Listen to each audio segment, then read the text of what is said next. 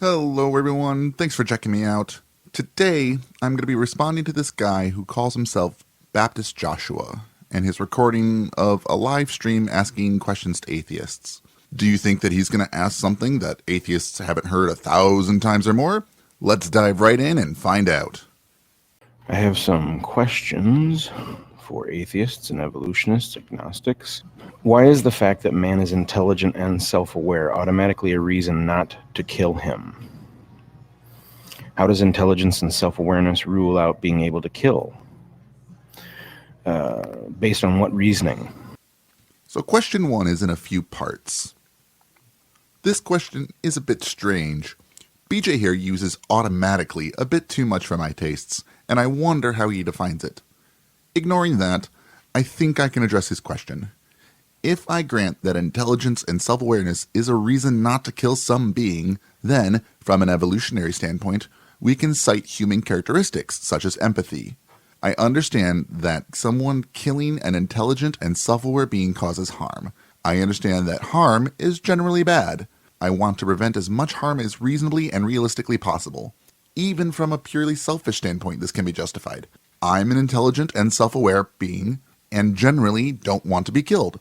Therefore, to maximize my chances of not being killed, I understand that it would be bad to live in a society where it's okay to kill someone who is intelligent and self-aware, excluding all other factors.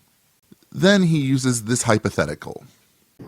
So, if you don't have God, if a government leader were to kill people that she did not want, but made it painless, does that nullify your dislike of murder? This is another strange question. Murder is a legal term, essentially meaning an unlawful killing. It doesn't matter who is doing the action. Any government leader should be removed and tried if they commit murder. Holding a government job does not make one immune to the rule of law. Even something like diplomatic immunity only goes so far. It doesn't give carte blanche. So, let's try to replace the term murder with what BJ probably means, and that is generally killing. What does it mean to kill people but make it painless? If no one experiences any pain, then I reject the possibility of this, as humans are generally empathetic creatures by nature. The death of any random person will likely cause pain to someone else in some form. More likely, BJ's only referring to the victim will not feel any pain. I am not entirely sure how this can be accomplished, but let's grant it for the sake of argument. My dislike of killing is not based on whether it causes pain or not to the victim. It is what is the effects it has on people as individuals and as a whole. Killing people causes harm. I would argue it generally causes more harm than any good it may do. So simply because the victim does not feel pain, that does not negate the harm that killing does. Without morality, without God, where do you derive morality?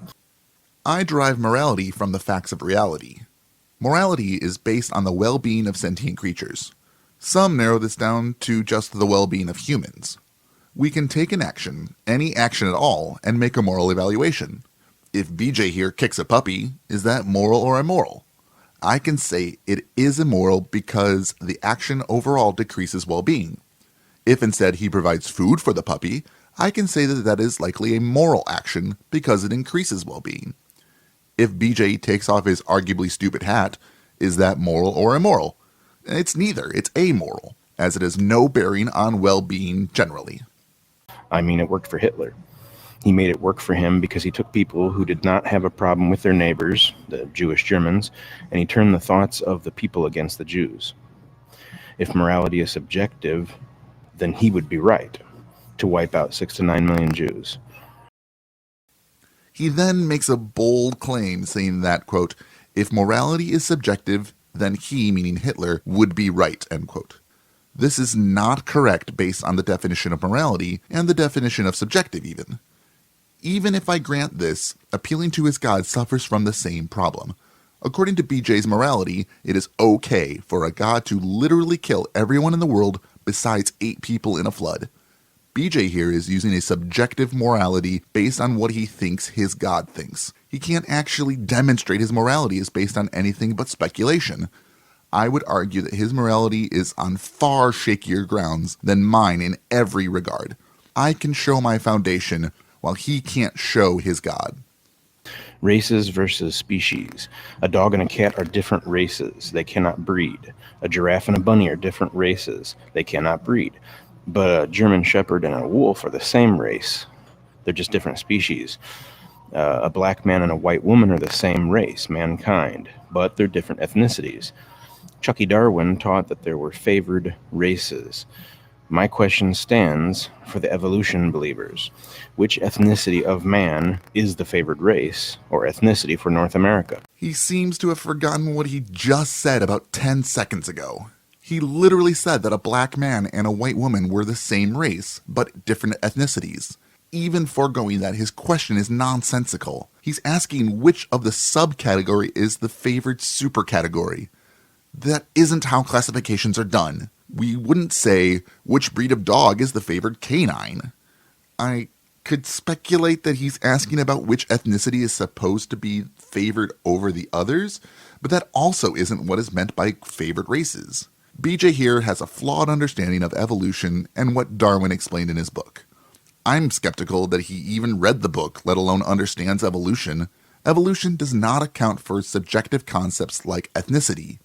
We could talk about specific traits such as tribes developing larger spleens to help them with freediving and how that is beneficial in certain parts of the world but not in others. In places where it's beneficial to be good at freediving, then people who can do that may be considered favored compared to people who can't, while in other places that trait might not be useful at all.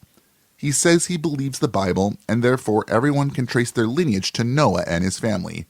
We know this isn't true. It's been settled for many years, and he doesn't provide any evidence for his wrong claim. Also, according to the Bible, there are groups of people who are considered less than favored groups at many different times. The Jewish people are supposedly God's chosen people, thereby excluding all other people from that category, showing a clear bias. It even talks about commands to wipe out groups such as the Amalekites in Numbers 13 and the Canaanites in Joshua 10, as well as other groups, tribes, races, etc. He is also wrong about who Asians are, but I won't go into that. Well, if there's no God, why is inflicting suffering automatically wrong? Here's that word automatically again. I have no idea what he means by that. If there is no God, why is inflicting suffering wrong? Again, I determine what is right or wrong based on well-being of sentient creatures. Inflicting suffering generally causes harm. There are special circumstances where it causes pleasure, but I'm not counting those in this case, and instead operating on a general level. So, inflicting suffering reduces overall well-being and does not provide sufficient benefit, therefore it is wrong. No God needed, just basic empathy. So, I always want to ask these people, what do you do if you don't have God? Then why can't I do anything that makes me happy?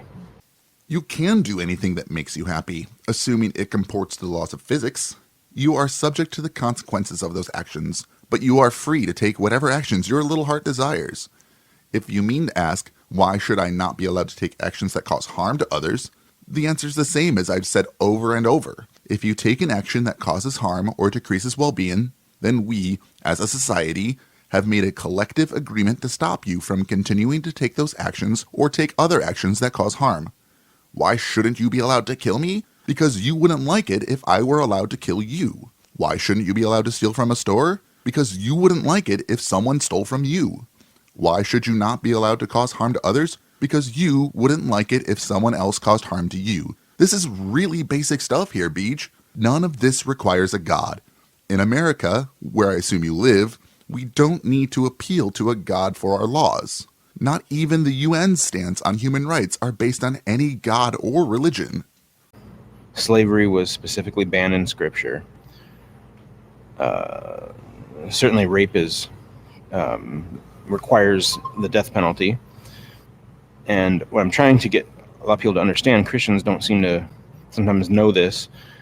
You should be reading the King James, because the King James will translate properly, and it's not going to translate slave, it's going to translate servant, because there's a huge difference. Slavery existed and was banned. Men stealers were to be executed. So this isn't a question, but I can't let this one go. This is absolutely not true. Nowhere in the Bible does it specifically ban slavery. It does give rules for owning slaves, to buy them from the nations around you.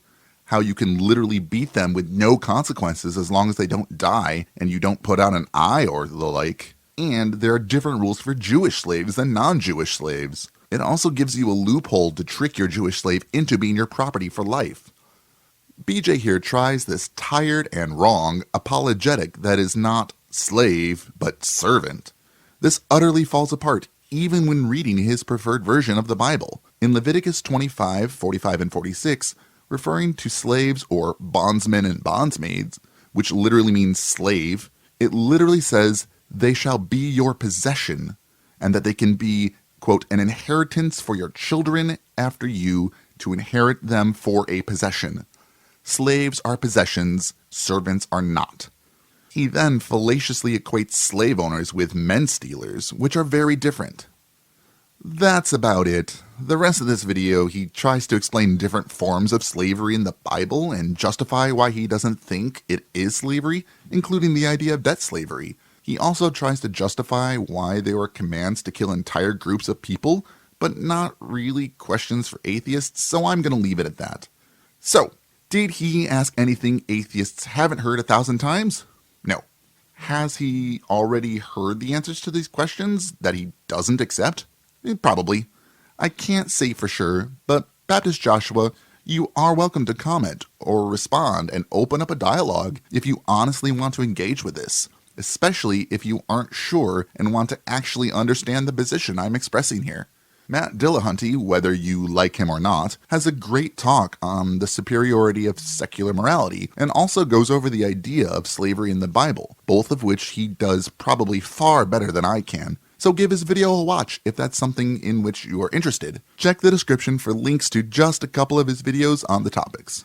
For everyone else, the link to his video is in the description so you can check to make sure that I am being honest with my editing and representing his position honestly. If you have any questions about anything I said here, ask a question in the comments. I love those. If you think I'm incorrect, leave a comment explaining why. I love those. If you just want to say how awesome you think I am, leave a comment. I love those.